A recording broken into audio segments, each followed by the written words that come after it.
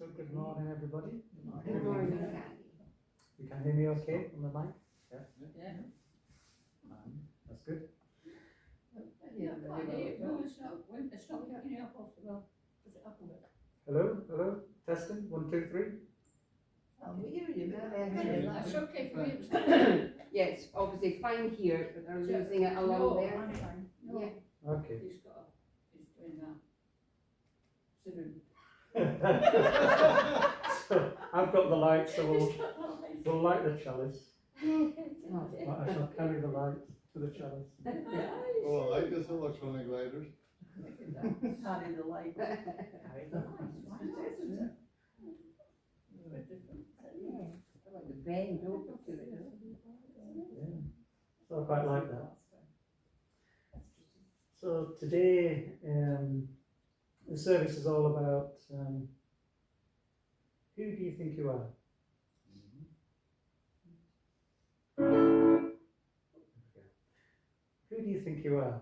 So you may have seen the BBC television programme on it, which this is actually based on, and I thought it'd be a good idea to look into different aspects of who we think we are, and have a bit of an amusing story about that, which I'm sure you'll all like. Personal story.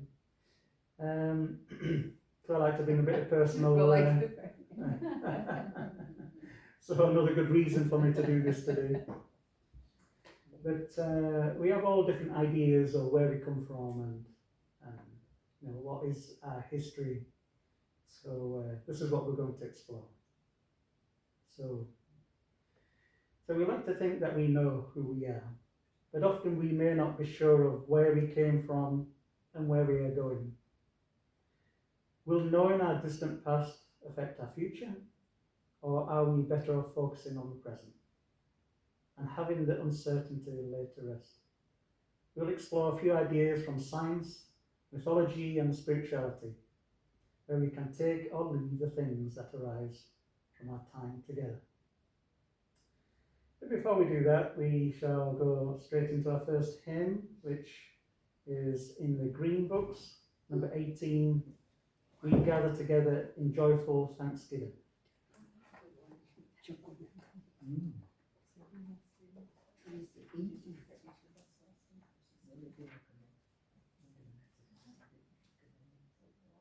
What number? 18? 18. Yeah.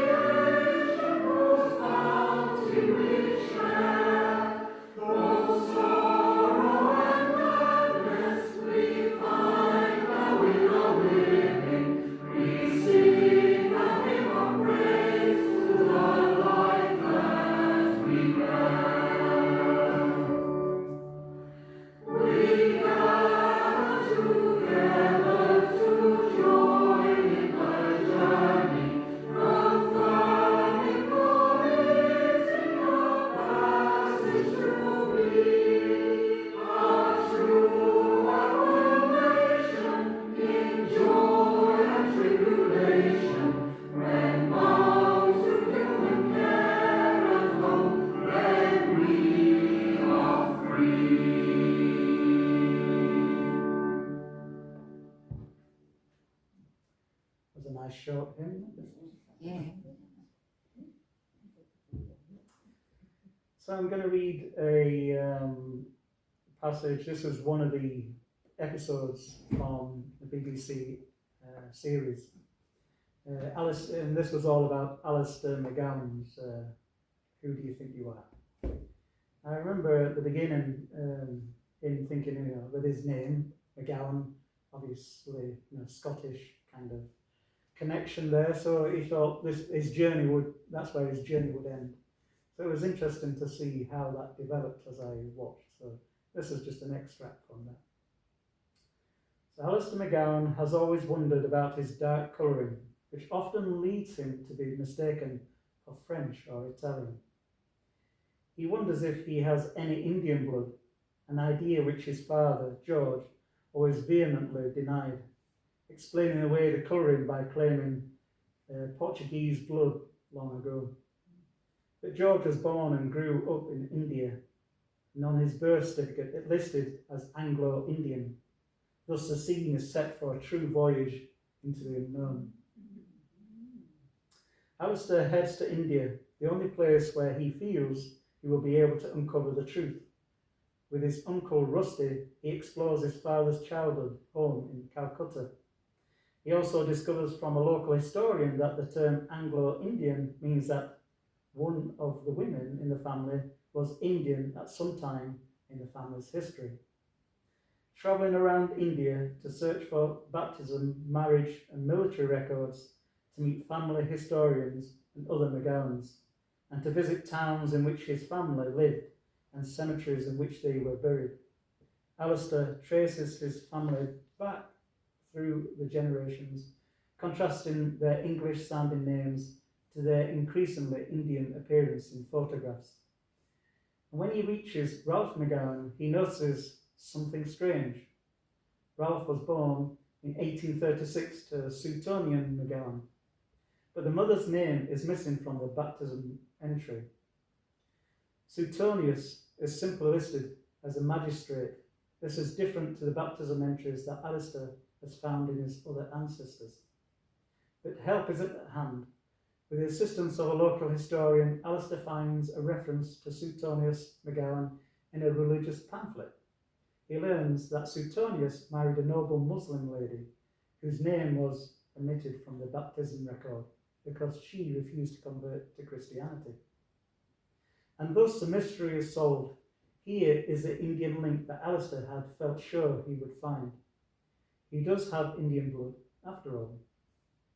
But Alistair is also keen to go further back and investigates his Scottish-sounding name, McGowan. When did the McGowans come to India, and when did they all come all the way from Scotland? It is a book of Christian tombs and monuments that holds the key to this mystery. Through it, Alistair learns that Suetonius' father was also Suetonius and was born in Bengal in 1775. Alistair now knows of his 6 generations of McGowans born in India. He discovers that Suetonius' parents were John McGowan and Mary de Cruz, so there may have been a Portuguese link after all. But there is no sign that John was born in India, so the trail there has come to an end. Back in England, Alistair takes his query from John to military historian at the British Library. He learns from the records that John McGowan went to India as a private soldier and worked his way up to the rank of major. There is a column stating the country of origin of the soldier, and John McGowan came from Ireland. Bang goes Alistair's visions of his Scottish roots. It has been a magnificent journey all the same, and has laid some long-lasting questions to rest. So there you go. There's somebody who thought, obvious Scottish roots, ended up, more Irish. But at the very least, it settled that argument of his Indian, that Indian background. So it's quite interesting. So I think we all would have some surprises if we really looked into our own history.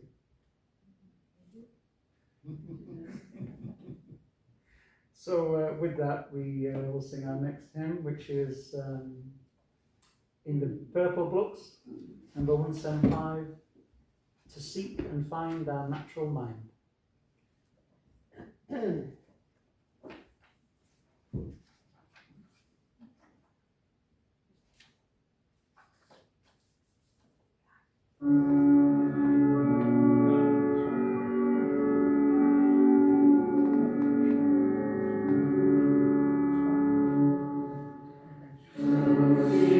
Find our natural mind, our suffering has grown.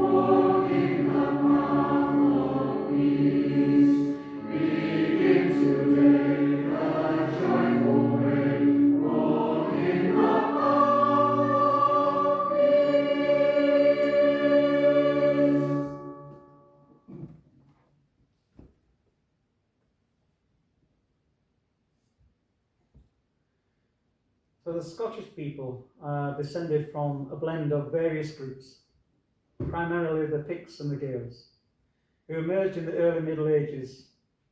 Additionally, they have connections to the Britons, Angles, Norse, as reflected in place names and genetic markers. The Picts and the Gaels, who spoke Celtic languages, are considered the core of Scottish ancestry. The Kingdom of Scotland was established in the 9th century through their union. The Britons, who also spoke Celtic languages, were previous inhabitants of the region before the Picts and the Gaels. And the Angles were Germanic people who settled in the lowlands of Scotland, while the Norse Vikings had a significant impact on the country, particularly in the coastal regions. So I want to tell you a bit of a story now of some friends of mine who live in Gardenstown, who is very much connected. I don't know if you've heard the story of the Vikings and the Viking raids. So this is the Viking raid in this particular story begun in 1004. There were 600 Vikings who were caught in storms and decided to land in Gamry Bay for shelter and to round up local livestock to feed the crew. One of the local rulers, Thane of Buchan, had watched them as they arrived and suspected they would shortly be under attack. So he aroused an army, Thane's army, which consisted mainly of villagers, launched a surprise attack. And it was said that the local women took off their stockings, filled them with stones from the beach to make them makeshift maces. The Vikings took back through the generations, contrasting their English surrounding. The Vikings' refuge on the hillside, hoping that the Vikings who were still on the boats would send a rescue party. So they were like, "Hey, we're being attacked! Come and save us!" But it wasn't to be. So Thane sought divine intervention and prayed to St. John and promised to build a church in his name if they were to defeat the Vikings. A change in the weather conditions allowed the army to catch the Vikings off guard and were promptly defeated. And true to his word, Thane built a church which had the skulls of 3 Vikings leaders placed in alcoves for all to see as trophies. So St. John's Church was rebuilt in 1513 and abandoned in 1830. And today it stands as a ruin in memory to that point in time. So I don't know whether you've all been to St. John's Church. It's still there. It still has a presence, and you can see over the bay. And I sometimes stand there, trying to imagine what that fighting that might, what would that have looked like, and how scared everybody would have been, and how bravely everybody fought back. So our origins could be a mix of these different sets of people, but like Alistair McGowan, you never know from where our origins truly came from unless you chase them down and do your family tree, looking back through records.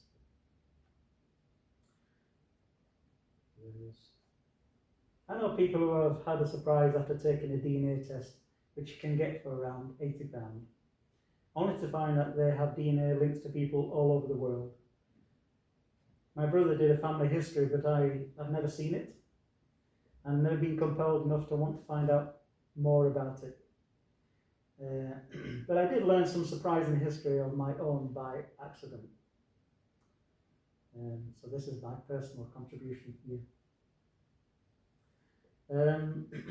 Teresa and I met by chance when we were 17. We realised that we had been physically in each other's proximity without knowing it, as Teresa used to babysit a boy who lived a few doors away from me. We never went to the same school, but we lived about 1.5 miles away from each other. And eventually we met and we got married, and we were only 19 at this stage. So many years ago, Teresa was sifting through some photographs that were given from my grandmother and she happened to be sitting next to Teresa's aunt, step aunt, Beatrice, who recognised someone from the photographs. This man was my granddad's brother, who apparently was a bit of a rogue and a womanizer. In fact, that part of our family history was a bit sketchy, as you can imagine, just for exactly that reason. Teresa's step-aunt recognised him as being her father, which makes her aunt my first cousin once removed. So that was a very interesting development in what would by chance, be recognised from a photograph. So I thought, hang on a minute, I'm going to have to investigate this a little bit. So I did a bit of research.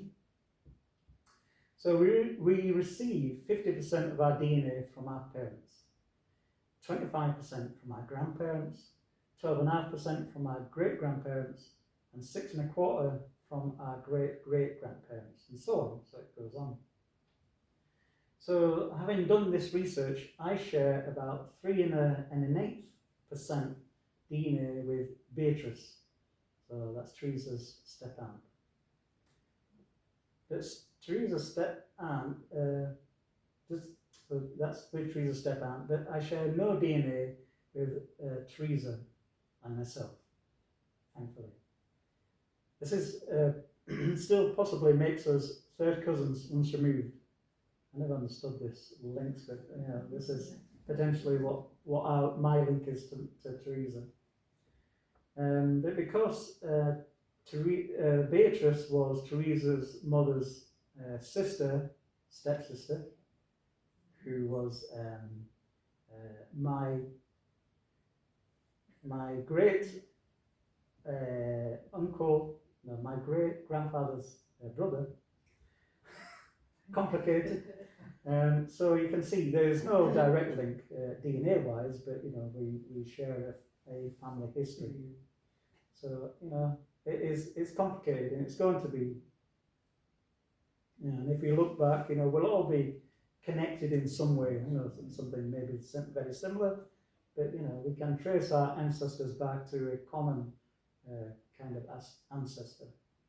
So I don't know if you've ever looked into your family trees, but it's interesting, but it's not something I would have normally done. As I say, my brother did quite an extensive one, but he said, "Oh, it's too big to send it here," and I thought, is that because he found something? Or always wondered, but maybe one day I'll see it. So now let's go back a little bit further. In fact, let's go way, way back. So we know from radiometric dating that the Earth is about 4.5 billion years old. And dinosaurs were around for about 165 million years. And new research shows that it took them about 5 million years to evolve, but they became extinct approximately 65 million years ago, when it was believed that a large asteroid impacted the Earth somewhere in Mexico, which left a crater of over 150 kilometers wide. So, human evolution started 6 million years ago. 4 million years ago, we were able to walk on 2 legs. 300,000 years ago, the modern human appeared. And about 50,000 years ago, we started using language and symbols, etc. So these dates, they fluctuate depending on what new archaeologists find and stuff like this. But there you have the approximate dates of our history. Our fastest evolutionary change has been the body's ability to adapt to low oxygen at high altitudes, like we see in Tibet. This took approximately 3,000 years. How long will it take for us to evolve further biologically? And what advances will we make, and what will it look like in the future? I don't know if any of you even considered that, how we might change physically. But we're always adapting. If you look back, if you look at different regions of the planet, and in eastern countries, you'll have people who are a lot shorter. And like go to Denmark, they're a lot taller. So we're different in different areas for different reasons. So we have that geological kind of distinction. But I thought it'd be fun to look online and have a look at an AI generated image of what we might look like at some point in the future. So here it is. Look at the screen. Oh my goodness, really? It's horrible.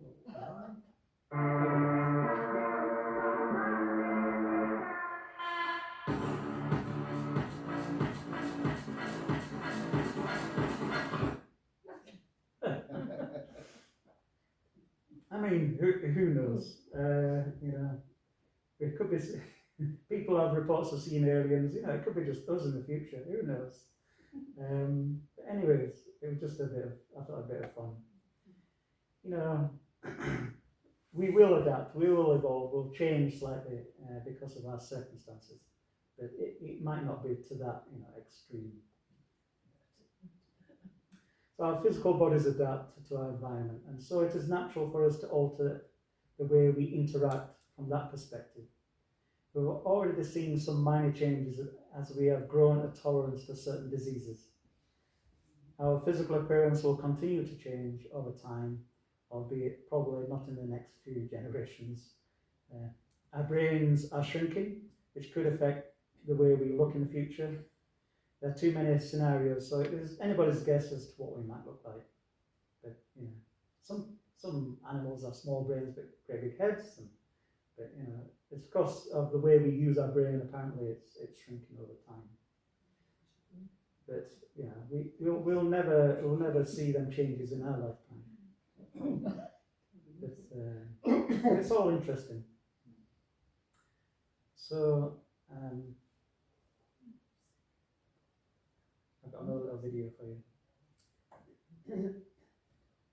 In this video, I'm going to share with you some facts which will make you question the history of the whole human species. In the ancient texts found all over the world, we see so many unusual and strange descriptions that leave us perplexed. It is without a doubt that the Hindu texts and the ancient Sumerian tablets are some of the oldest writings in the world, and there is something within them which completely changes the way we look at human history. The Sumerian tablets talk about some unknown creatures called Anunnakis. They came from the sky and created the humans on this planet. It is recorded how advanced genetic engineering was used to accelerate the evolution of apes into modern humans in their own image. It was achieved by Enki, the benevolent Anunnaki, who is also represented with the head of a goat. But you will be shocked to know that the Hindu Puranas mention a being named Daksha Prajapati, who was the ruler of Earth and had created the humans. He's also shown with the head of a goat, but Hindu texts tell much more than that. Interesting. So as we review ancient texts and explore new findings, like the ones in Egypt, where we found chambers and columns underneath the pyramids, with the potential to be cities that spread 10 times larger than the pyramids themselves, we start questioning historical facts. And then it leads on to things like this. So the Anunnaki is an emerging theory which stems from Zechariah Stitchin's interpretation of the Sumerian text. The Sumerian text represents the oldest writings in literature dating back to ancient Mesopotamia. They were written on clay tablets and hold the oldest story ever written, the Epic of Gilgamesh. So according to Zechariah, it basically tells the tales between gods and humans who used to coexist with each other. The modern interpretation also depicts the story of aliens mess around with our DNA so that we would be made into their likeness, which with enough of their attributes to become useful slaves, some say, to mine gold for their dying planet Nibiru. The atmosphere was receding and they used the gold to reflect the sun's rays, as well as using it for their technology. There are a lot of stories and connections made with the Anunnaki and Egyptian gods, along with various places across the planet. This has also influenced our own understanding of other religious scriptures, including the Bible, and relates to a lot of phenomena which we are witness to around the world. I'm not going to go too far into this, but it explores the depths in depth by many online communities. And I bring attention to this because It has a major following on alternative understanding of the world we live in and where we originated from. These theories come up from time to time from different places, from different aspects, and it just takes new findings and somebody's comes out with these theories, or different explanation from texts that come from ancient times, like we've just seen. In my mind, from my perspective, none of this matters where we came from, how we evolved, or what we look like in the future. The world changes, and we must be flexible enough to change with it, and that's if we want to thrive. The most important message to ourselves will be to stop, be aware, take some time, and to be in the moment a little more. Look after ourselves and the ones that are around us, and spend our lives instead of, we always spend our time looking in the past or into the future. And sometimes that's prudent, we have to plan and do practical things, so that's fair enough. We learn from our past and develop plans for the future, but we shouldn't get caught up in the details so much that it stops us from experiencing life right now. Some people dedicate their lives to a brighter future for the benefit of many. And I believe that small acts of kindness radiate out in wider and wider circles, and we can all do that, starting with just a smile and kind thoughts for those around us. A revolution doesn't have to start with a radical switch, but a loving heart. It is then that we realise that where we come from and who we really are doesn't really matter, because inwardly we're all the same, and that is what matters. Sometimes we look for identity in our roots, giving us a long-standing credibility. Sometimes individuals look for an identity which marks them as being out of the ordinary, something special, worth listening to, or mystical, or just plain different. Whatever our stories, we learn about and choose to believe in must not bring diversity or adversity. We should stop trying to seek differences between us to justify separation, but instead see the diversity that makes us whole.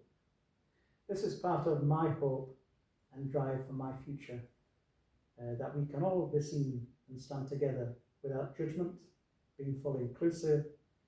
And this was part of my training and is part of my ongoing work as a Holy Spirit minister. And so I go on with that hope, seeing everybody the same as myself, no higher, no lower, no different. Because I like to think inwardly we are all the same, and that perpetuates my work of what I do and what I volunteer for. And so long may that continue. And so with that, we go into our next thing. So this is in the purple books, 191, We Have a Dream.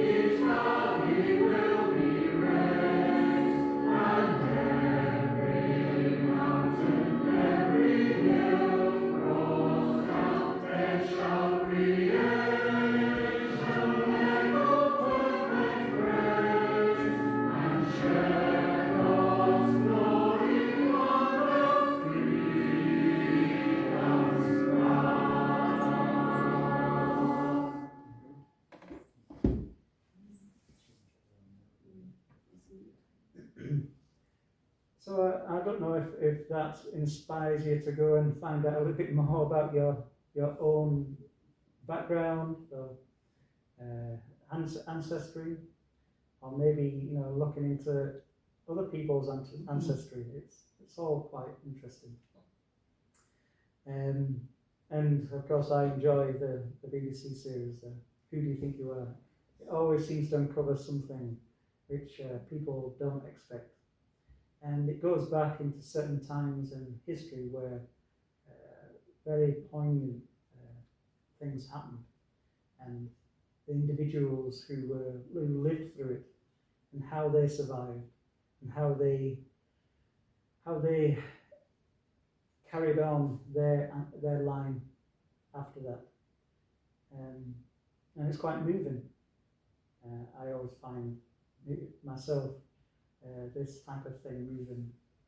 The sacrifices some people make for the benefit of their line to go on, and how people may have got themselves in real trouble, but they find a way around it, or at least their line of descendants find a way around it, to bring them into a current sort of present day, and find that, of course, these people who are on TV, they are TV personalities. They've got themselves into well-known kind of atmosphere. So their line does go on and progress and build a better future for themselves. And I like to think that is something we can all, have, hoping that there will be a better future for those who come after us. We never know what that might be, and we can only help that in the only way we can, in little ways. As I say, small acts of kindness, I think, is for me is the way forward. Mainly because I think it's easy, which is always good. But it radiates out, and people then, it passes it on from one person to another. So our lives have many twists and turns, and we often look at our past and future, which can bring more questions than answers, especially if it is shrouded in myths and second-hand stories. Who we think we are is who we want to be right now in the present. While we may sometimes wonder where we came from, we take comfort in our time together, celebrating our differences, our friendships, and our communities. So with that, I shall turn off Charlie's light.